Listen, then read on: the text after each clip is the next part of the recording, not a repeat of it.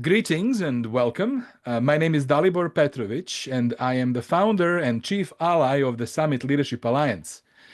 We wanted to share with you introduction videos of all of our alliance's allies, and we thought that it would be really useful instead of sending you links to, LinkedIn pages or just, adding bio slides to our presentation material to actually provide you with an opportunity to hear our allies tell their stories in their own words. And I'm thrilled to welcome Karen Dunk Green, to this introductory video. Karen, thank you very much for your time, first and foremost. Thanks for the invitation, Delabor. So Karen, what we wanted to do is to ask you a couple of questions and give you an opportunity to introduce yourselves to the Summit Leadership Alliance audiences, whether they are our clients, prospective clients, or perhaps leaders who might be looking to join us in the Alliance. So perhaps we should start by simply me asking you to tell us your life and career story, how you navigated your life and career to now be an ally of the Summit Leadership Alliance. Okay. Well, I think in some ways joining the Alliance is actually a culmination of a whole bunch of things that have happened to me. So if we look back on that, first thing I'll say is I was born and raised in Toronto. I'm still here. This is my home. I grew up for various reasons having a lot of time alone. And so I spent a lot of time reading. And I also grew up around mostly older adults. So I spent a lot of time listening to people rather than talking. And I think it really formed in me this observation tendency. I'm always watching what people are doing together and I'm always listening. And it turns out that those are very helpful skills because so often we're so busy doing and problem solving and saying what we want people to know that we sometimes miss what other people are hearing and we sometimes don't observe what's actually going on, which means we can't respond properly, right? So I sort of had this baseline of really tending to listen and observe. I think career-wise, I went through high school, obviously, thinking about things. I thought about, well, maybe I'll be a teacher or maybe I'll be a social worker, but I had no plan at all, really, Right. as a career plan. When I had jobs as a teenager, the feedback that I got from people was that I was very service-oriented, and that definitely stuck with me as well. This feeling of wanting to do something where people will give you a genuine thank you in return. To me, that's the most fulfilling thing. I'm not looking for an awful lot more than that. So it's hard to go on a job search when you say, what kind of job do you want? Well, I want a job where people will say thank you a lot. Um, so without a plan, I just took some advice from some people around me, and my parents in particular said, join a large company. There's lots of room to move around and they'll have a great benefits package. Yeah, that's So I went looking. And honestly, the only thing I had the confidence to offer at that point, which is kind of sad when I think about it now, but the only thing I was confident of was my ability to type. I could type 90 words a minute, error-free. wow. And so I took myself to secretarial interviews. And my first job at TD Bank Financial Group was as a dictatypist. And the guy Wow. who hired me, I was working in an HR department. He hired me into the HR department and he said, you're way overqualified for this job. But if this is what you want, I'm going to hire you because you can type 90 words a minute and then we'll see what happens. So it turns out that it didn't take very long for me to be a very curious and maybe a pretty mouthy secretary. I mean, I would take memos that I was typing to the vice president and say, are you sure you want to say it this way? Right. Or I would say, this is a really interesting decision. Can you tell me how you got to this decision? So it didn't take long for people to start offering me more things to do. And so I advanced through some roles in the HR department. They then saw that I was using the computer more than anyone else was. So they took me over to audit and I took a job in the systems development audit department in audit. All It right. was there that I got my first job as a leader. So I got my first job in audit at a leadership level, so leading a team and became a director there. And then I ended up in technology because having audited technology quite a lot, there was a good familiarity there. So I moved over into tech. I built the bank's balanced scorecard for technology the first time they had tried that. And then I ended up as a relationship manager in technology, interacting with the business, being in that role of translating what's happening in tech, what needs to happen for the business, and how do we actually understand this together, which turned out to be a really key process, right? That you see play out well or poorly over and over again in a technology environment. How do we talk to the business? And then after I was in technology, I went to operational risk management. So these jobs are all in service functions, right? You're at Yes. the top of this massive organization trying to figure out how do things work Mm. and trying to help people put all the pieces together so that things can work. So it's not running a P&L. It's maybe not as sexy as that from some people's point of view, but wow, is it fascinating because you see the whole place, you see how all the pieces fit together, and you get to talk and influence to everybody across the whole place at very senior levels. So a very, very rewarding career and one that I would have had absolutely no idea ever that I Yes. was going to get myself into. So I just And kept so the following. career that career at TD stretched for how long? 30 years, 30 years. 30 years all in corporate functions. And really just by saying yes when people asked me, do you want to try this? Mm. That was all I did. And I think a lot of people don't have a plan. Yeah. It is right. And if you're still having fun and if you're willing to say yes, it can work. It can Yeah. work really, really well. So I retired after that. I retired after 30 years at TD, just wanted a break. And things were changing, so it made sense for me to say, okay, this is the right time for me to go. And sat with that idea of not being there for a short period of time, but knew that I wanted to keep contributing. I Mhm. wanted to keep my hand in, not necessarily keep my hand in business, but keep my hand in being helpful, Yeah, yeah, keep my yeah, hand in that idea of being of service. yeah. So now I'm And here. yes. So then that next thing for you was, I understand, coaching. Yes. So can you tell us a little bit about how you actually discovered that whole coaching Right. thing and Right. what's your interest in it? Yeah.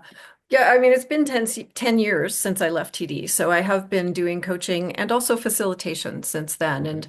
And when I left all of that work at the bank, my first instinct was facilitation, that I Mm. wanted to be able to run workshops for people, do strategic planning sessions with boards, help people solve problems in small groups. And I have done quite a bit of that. I think it uses my skills as a listener and an observer. And I Mhm. also have this thing, I like to think of myself a little bit as the universal translator. You know Mhm. how in Star Trek, there's this Yeah. magical machine that one person's talking in this way and another person's talking in that way. And this beautiful thing in between magically helps them understand each other. And Mhm. that's how I think of myself as a facilitator. So in groups, that's really, really fun and really helpful. So that was where I started. And it's funny, everyone I spoke to when I was sort of selling myself for that kind of work, everyone I spoke to said, well, you realize that after you've been a facilitator, what's going to happen is you're going to end up being a coach. Mm. And I don't understand why everybody said that, but they did. And it didn't take long for that to be exactly what happened. And Oh, when I tell think us of it, more. Tell us more. Tell us more. yeah, it's this weird thing because to everyone else it was completely obvious and I hadn't made the connection at all. But when I think of it now, maybe it should be obvious because that listening and that probing and that picking up of someone else's issues and somehow helping them carry them to some sort of different conclusion. I mean, that is what you're doing in facilitation and that is what you're doing in coaching. So perhaps it makes perfect sense. And what would happen in the facilitation sessions would be that people would become comfortable with me. They would become comfortable with the questions that I would ask, the pathways I would go down as they were trying to think about something. they would go down a different path that I nudged them down, and they would say, okay, that was really useful. Could we do more of that just for me personally? Oh yeah. And so indeed, it just turned out exactly as everyone predicted. So now I have my own business, I do facilitation and I do coaching and just a huge variety of people that I'm talking with and different issues that we're working with all the time. And Mm. it's fun and it still is at the end of the day for me, people saying thank you. Yeah. When you can do a session with a group or a session with a person and then have them come back later and say, that really changed things for me. Yeah. It doesn't get a lot better than that. It does, you're absolutely right. It So doesn't get great. much better than that. Yeah. So Karen, over your years of coaching and facilitation, I know that you're working with senior leaders, but also mid-level leaders, but Yes. senior leaders and executives as well. Have you perhaps developed a particular coaching style that you think sort of describes you and your approach? Any lessons you've learned about coaching, about that style, about yourself? How would you Right. comment on that? Yeah. I think most people would describe my style as intuitive. And by that, I think we just mean I follow the path that I see as our conversation keeps going. I don't have a package, a rote way of doing something. There are some foundational parts of coaching that are really essential. And so we would always start by working on self-awareness, partly for the client and also partly for me to understand, okay, what is this personality that's come to the table and how can I understand that first? Even before that, in fact, we would talk about goal setting. So, what does the person want from being coached, right? What is it in their life that they're finding challenging? What is it in their life that they would like to be different? And what are they committed to, right? I mean, coaching is very much a two-way street, and the outcomes in the end very much belong to the individual. So, really establishing how far do you want to go with this? How deeply do you want to explore this? Because we can stay pretty practical, pretty on the surface that way, and we can also go quite deep. I mean, I'm not a therapist, and I'm certainly not licensed to do therapy. And yet, people bring their whole selves to work, right? They bring their whole life, and it's impossible not to. Even if it's invisible to them and to others, everything about them is there. It can't not be. And so, if someone is saying, I know I should do this, but I'm struggling to do it, we have to figure out, can you not do it because it's a skill gap? Can you not do it because you need some organizational support to do it? Or can you not do it because you can't find it in yourself to do Mhm. it? And if that's the answer, we have to talk about you, yourself, and what is it that's causing that kind of resistance or hesitancy. So it runs the whole gamut, and I think we have to go where it takes us, as long as we stay within the space of, well, why did you hire a coach in the first place? Are we achieving the outcomes that you really want to focus on this year? We'll end up talking about all of the basic management skills, people management, networking, stakeholder management, visioning, branding, communications. It can go anywhere, Yeah. depending on what it is that you're trying to tackle. Yeah. So with all this experience working with leaders and helping them as their coach, um, how would you describe the value of actually working with a coach? If you were a client, where do Hmm. you feel is the value of working with a coach? Hmm.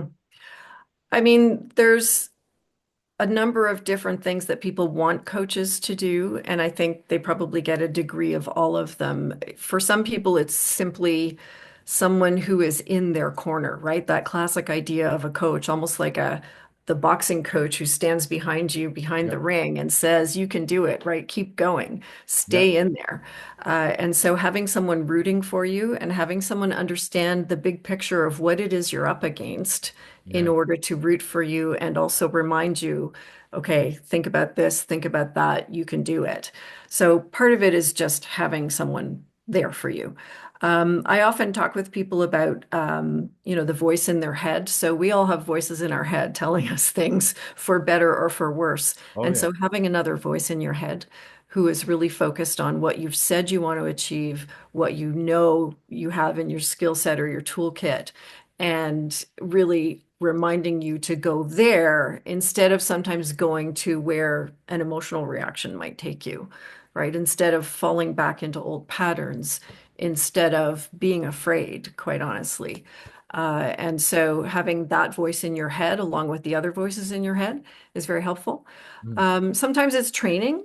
Someone just hasn't encountered something before. And Yeah. so because I've got a broad background, I can pretty much relate to any function within an organization. Having worked in HR and audit and technology and risk, they're all corporate functions, they're all service functions, but having looked at how an organization works, whatever story someone's going to tell me, I can probably bring some kind of knowledge to bear about how to fix something. And then it becomes accountability buddy, right? Your coach becomes your accountability buddy. We would, in my sessions, always start with, what do you want to focus on today? And we would also always start with, how did you do with the commitments that you made to yourself the last time we Last time we spoke? spoke. Yeah, Right? exactly. So having something that's intentional and having someone that is going to ask you how it went is motivating for people. Absolutely. Absolutely. Well, thank you very much for that, Karen. Much appreciated. Do you have a particular client profile that you consider ideal for how you do and what you do? Can you Mm. maybe describe a little bit about who is your typical or perhaps ideal client? Right. Um, People often ask me what business space do I want to inhabit? What niche do I want to be in? I find it a really difficult question because quite honestly, for me, it's just about being human, being more comfortable in your own human skin and being more effective in whatever role you're in. So I'm happy to work with any human who wants to work with me.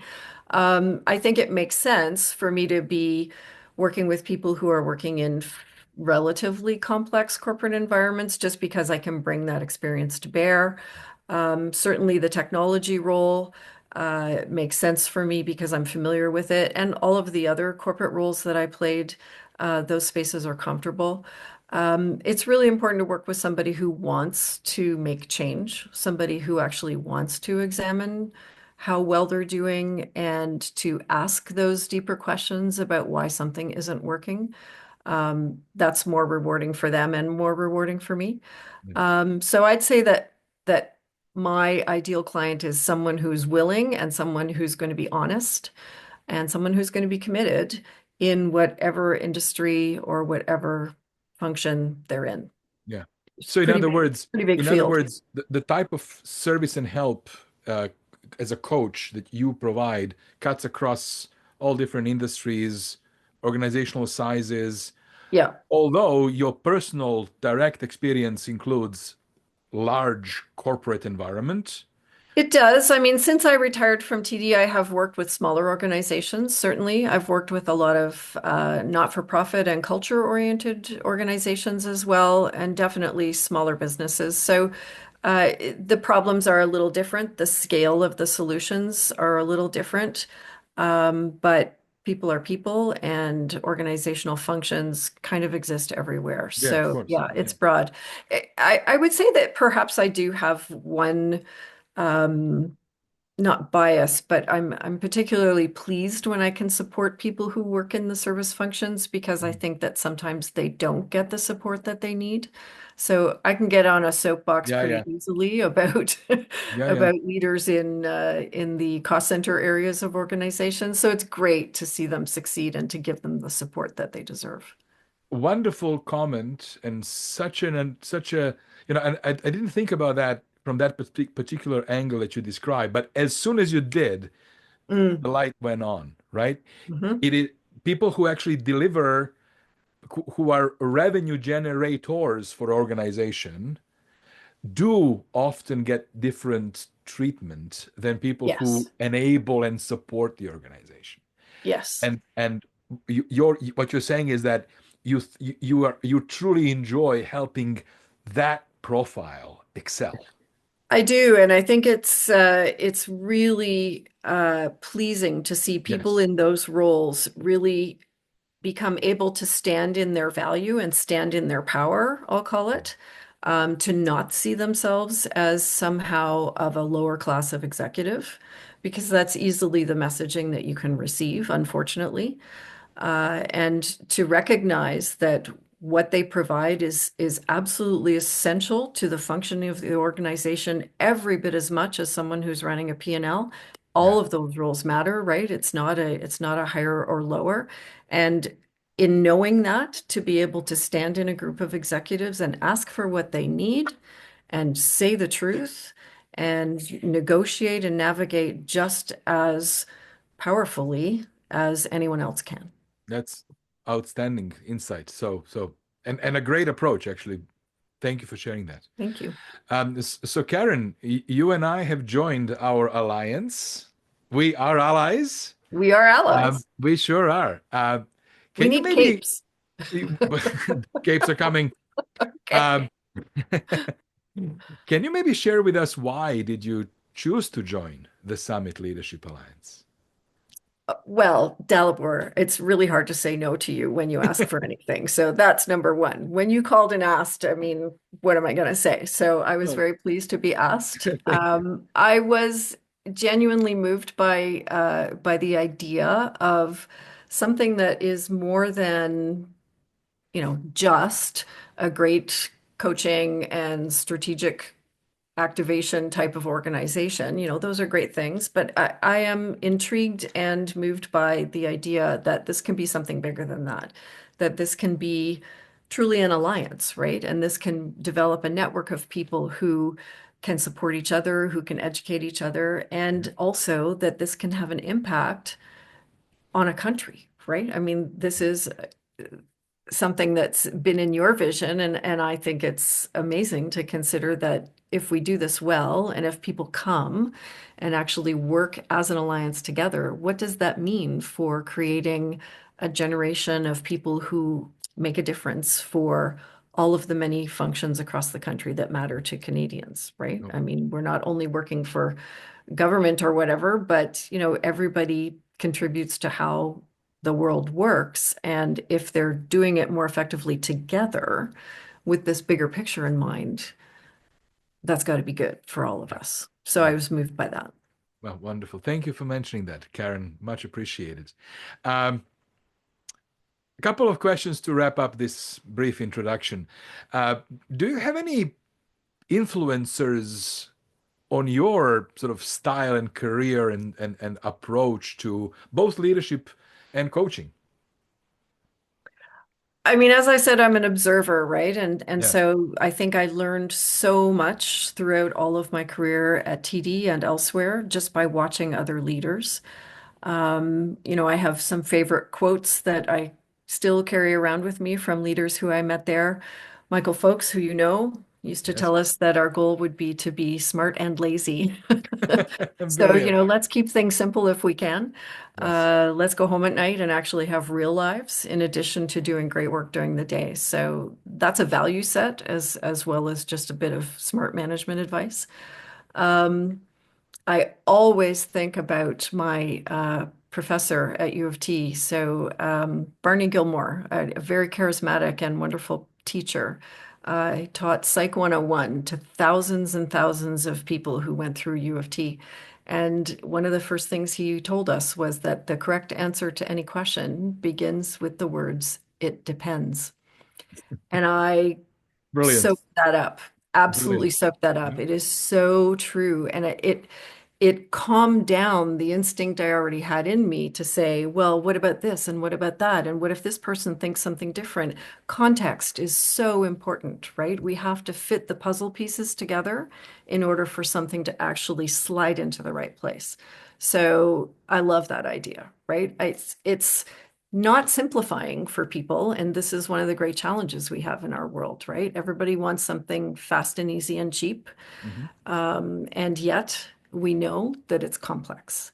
And so how do we figure out what does it depend on and make it Correct. work in a way that's practical? So I have all that going on in my head, and I also have a really sort of practical side to me, and bringing those things together really helps, I think, when people are sorting out what to do. Yeah. Um, when I took my MBA and I did the big assignment at the end where you do a sort of mini consulting assignment in a Yeah. team, um, when we were being reviewed by the panel of professors who reviewed it, they told us that, there might have been things that were great or not great about the work that we had done, but they said that the presentation and the document that we had produced that we would hand to the company was without a doubt the clearest and most directive and instructional document that they'd ever seen anyone put in front of a client. Wow. And I wrote it. So, so this idea of clarity, right? This idea of being able to take all that complexity and organize it and sort through it for people and to get to clarity is And one of my simplify goals. it just right to gain clarity of understanding, Yeah. but not too much. Not too much, right? Just right. It's got to be balanced, Yeah. simple and real enough. Yeah. So getting that feedback from them has stayed with me. Getting the feedback from people when I was a teenager and taking part-time jobs that told me that service was super important, and that they valued it. I carry that with me. And there are lots and lots of coaching books out there. I'm really loving right now. There's a guy named Michael Bungay Stainer. Michael Bungay Stainer. He's an Australian. He's pretty famous for writing a book called The Coaching Habit. What I Mhm. love about him is he does cut through all the complexity and he asks really short, simple questions. His books are about 80 pages long and they contain all the things you want to know about the subject matter instead of being 350 pages long, right? Which Yeah. just really fills space. Yeah. So he's a great reference point just for simplicity and for cutting to the chase of what's the important question here. And I Um, think that yeah. in today's environment, having that ability to identify signal from the noise, I Yes. think is superbly important for any Yes. executive, but Yes. especially for technology executives who are Yeah. bombarded with options, choices, better mousetraps every day, Every day. verbiage that we struggle to keep up with, acronyms we don't necessarily recognize and are embarrassed to admit it in the Yeah. conversation. Yeah. It's just constant, right? The barrage of Constant. it is constant. And the expectation level that Yes. sets is really daunting as well, right? And so we have to be able to say with clarity to all the people who are asking for things, this is the vision, this is the pace we can go at, this is Yeah. how we're going to get there, and these are the guiding principles that we're going to use in order to make decisions if we have to change course along the way, right? Because Yeah. there's no straight line to any of this stuff. It's way too complicated. So that concept of guiding principles is really critical to me Yeah. too. Agreed. Agreed. So the last question, Karen, would be obviously you've like amassed a spectacular amount of experience and wisdom over the career that now I count spans 4 decades. What Mm. would be your advice to your younger self? Ah, be more confident. Yeah. Just believe, right? I mean, for all the times that I sat there and listened and thought, okay, I get this. I know what I would do and wasn't willing to say it. Those were lost moments. And that's okay because you only get to where you get to by going there and that's all worked out just fine. But if you're sitting on something and not willing to say it, it's a hesitation that it's not only a loss for you, it's a loss for everybody else, and you're just not participating in the world in the way that you could. And so getting past that hesitation would have changed maybe a lot of things for me, and yet it's all fine. But I was not confident. I should not have been applying for jobs as a secretary. Right. And yet Right. it worked out just fine, Yeah. Yeah. Yeah. you know. Yeah. This is wonderful. Thank you very much, Karen. It's been a pleasure to learn more about you and to present you to our audiences. We will, of course, look forward to speaking with anyone who might be watching this and is curious to learn more about the Summit Leadership Alliance, of course, or about you, Karen. Thank you very Happy much. to meet with anybody and talk more. Thank you, Delabor. This has been Well, an interesting chat. for sure. All the best. Bye.